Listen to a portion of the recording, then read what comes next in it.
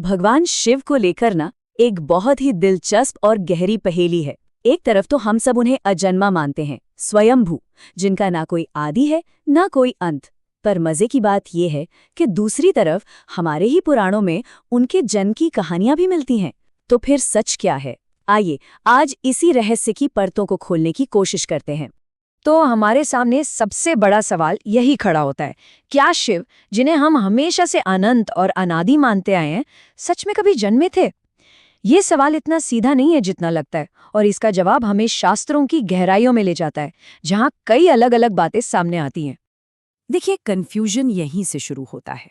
जो आम धारणा है, जो हम सब मानते हैं, वो ये है कि शिव स्वयंभू हैं, मतलब वो खुद से प्रकट हुए हैं।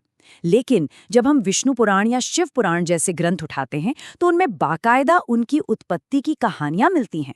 तो इन दो बिल्कुल अलग बातों को हम कैसे समझें? ठीक है, तो चलिए सबसे पहले उस नजरिए को देखते हैं जो शिव को अनंत मानता है, जिसका कोई और छोर नहीं। और इसका सबसे जबरदस्त सबूत हमें एक बहुत ही मशहूर कहानी में मिलता है। ये कहानी हमें ले चलती है सृष्टि की बिल्कुल शुरुआत में। तो किस्सा कुछ यूं है कि एक बार सृष्टि के रचयिता ब्रह्मा और पालनहार विष्णु, इन दोनों में एक जबरदस्त बहस छिड़ गई। बहस इस बात पर थी कि दोनों में से ज्यादा श्रेष्ठ कौन है। ब्रह्मा जी को अपनी रचना का अभिमान था और विष्णु जी को संसार के पालन का। और जब ये बहस अपने चरम पर थी, तभी उनके बीच अचानक एक विशाल चमकता हुआ खंभा प्रकट हो गया। ये कोई साधारण खंभा नहीं था, ये अनंत प्रकाश का एक स्तंभ था। और उस खंभे से एक आवाज आई, जिसने चुनौती दी कि जो भी इसका पहला या आखिरी सिरा खोज लेगा, वही सबसे महान कहलाएगा। अब चुनौती तो माननी ही थी। ब्रह्मा जी ने फौरन एक हंस का रूप लिया और उस खंबे का ऊपरी सिरा खोजने के लिए ऊपर की तरफ उड़ चले। वहीं विष्णु जी ने एक विशाल वराह यानी सुअर का रूप धारण किया और उसका निचला सिरा ढूंढने के लिए पाताल की ओर जमीन खोदना शुरू कर दिया। और ये कोई एक दो दिन की बात नहीं थी, हजारों साल, जी हाँ, हजारों साल बीत गए। पर ना तो ब्रह्मा जी को उस खंबे का टॉप मिला और ना ही विष्णु जी को उसका बेस। दोनों थक हार कर वापस उसी जगह लौट आए। लौटकर आने के बाद भगवान विष्णु ने पूरी ईमानदारी से अपनी हार मान ली। उन्होंने साफ साफ कहा कि मैं इस स्तंभ का छोर नहीं ढूंढ पाया, ये अनंत है। लेकिन ब्रह्मा जी, उन्होंने झूठ बोल दिया। उन्होंने दावा किया कि उन्हें ऊपरी सिरा मिल गया है। बस इसी झूठ को सुनकर उस खंभे के अंदर से खुद भगवान शिव प्रकट हो गए। वो ब्रह्मा के इस झूठ से इतने नाराज हुए कि उन्होंने उन्हें श्राप दे दिया।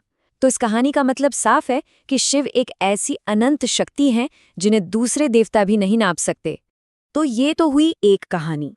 अब चलते हैं एक बिल्कुल ही अलग कहानी की तरफ। एक ऐसी कहानी जो पहली बात का पूरी तरह से खंडन करती है और शिव को ब्रह्मा के पुत्र के रूप में दिखाती है।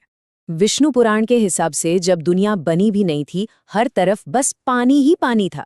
उस पानी में शेषनाग पर लेटे थे भगवान विष्णु। उनकी नाभि से एक कमल निकला और उस पर ब्रह्मा जी प्रकट हुए।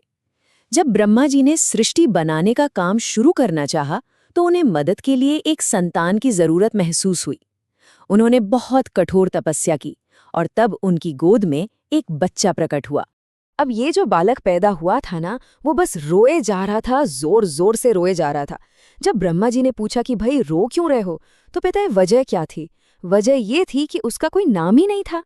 तब ब्रह्मा जी ने उसका नाम रखा रुद्र, जिसका मतलब होता है रोने वाला। पर बच्चा तो और जोर से रोने लगा, उसे ये नाम पसंद ही नहीं आया। फिर ब्रह्मा जी ने उसे और भी नाम दिए, सर्व, भव, उग्र, पशुपति, महादेव, और ऐसे करते करते उसे शांत कराने के लिए कुल 108 नाम दिए गए।